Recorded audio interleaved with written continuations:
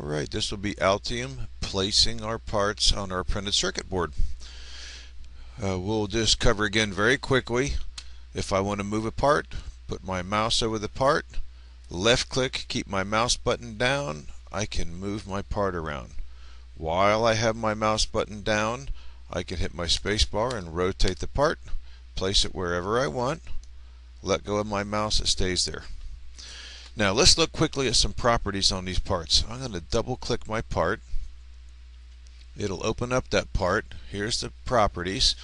It tells me it's on the top layer, the designator's P2, the comment says input. Notice that the comment is checked hidden right here. If I want to see that comment, I can uncheck that, say OK, and there's my comment that says input. I'm going to grab that comment and put it right next to my part. Then I'll do the same for my other B and C connector. Comment says output, uncheck, click OK, grab my part, move it, rotate it. I think I'll put my output comment right up here. Very good. My P1 connector, if you remember, on the schematic side was my power. Here's the text, power, unhide. I can say OK. Grab my part. I think I'll double click it and stick it up here somewhere so you can start to see how easy it is to move my parts. Let me explain what these little white lines are. These little white lines are the actual net connections. This is telling me that R3 needs to connect from here to here.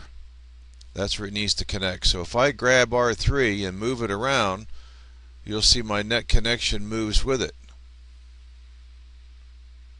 So I can place that up here. Somewhere around here.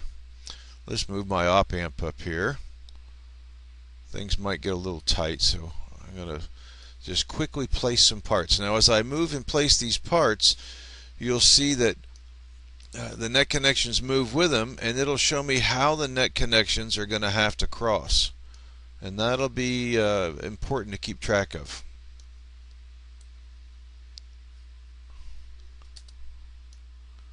Now look at these net connections. You'll see that these caps are in parallel, C1 and C2.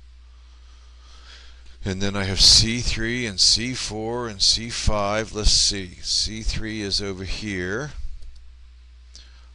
Now I'm going to zoom in here. I'm going to do Control, roll my scroll wheel. I can also do page down, page up. And if you look at my C3, you'll see the net connections are crossed. You'll see them crossing right here. That means that the copper is going to have to cross. Now, it'll probably route that way with no problem when it routes the copper, but let's make it a little bit easier, right? We're supposed to be engineers here. Let's look at this ourselves and do some of the functions we need to do ourselves to make the algorithm a little easier to function. So I'm going to grab my component here and rotate it. I'll take my comment and rotate it and put it back here. Now look. My copper just needs to go straight across on both of these. A lot easier for Altium to be able to route the copper when the time comes. Now if I go back to my schematic up here, I can look at it and see that C1, C2, and P1 go together. C4, C3, and P1 go together. So I have my parts grouped here. I'm going to draw a box around them just like I did on the schematic side, and move all those parts at the same time. Right up here.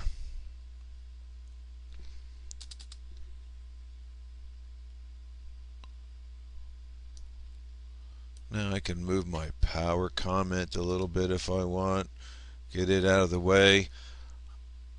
I might want to zoom in here a little bit and see, is there a better way to hook these up?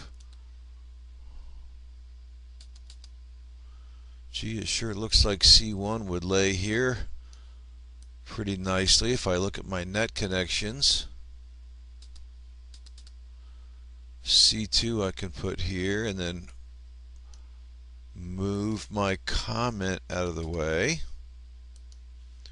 So you'll see how I'm adjusting everything as I go, right? I want this to be able to route with as little trouble and hassle as possible. This is part of your art of doing a nice board layout. So here's my capacitors on my input where my power comes in. Nicely laid out. I can zoom in a little bit and see my net connections. They're all connected up correctly. And we're going to feed that power to this op amp.